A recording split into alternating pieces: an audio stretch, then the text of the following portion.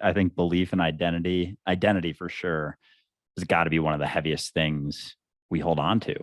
Like I absolutely felt that last year when I sort of recognized that I'm not this idea of Andrew. I literally felt lighter. I felt like I lost 20 pounds in that moment. Like I was walking, 6 inches above the ground. And who knows? I mean, the way that our mind and body and everything's, there is no disconnect, there is no division anywhere. My weight is just a perception that I hold on to. So who knows? Maybe it was that I was a little bit lighter, but it's fascinating going back to us being process and being change. It's like when you mention voting or doing something, eating a certain food, it's like you're not something separate from, you're just the act of voting in that moment. You're not something separate that has this identity of someone who is voting for this person with this belief in all of these things.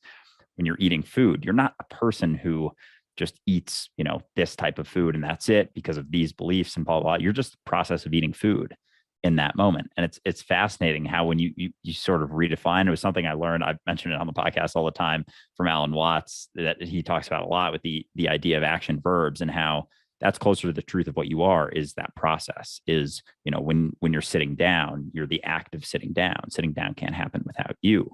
When you're speaking, it's not that you are something that is speaking, it's you are the act of speaking. You are the conversation itself. The conversation couldn't happen without you.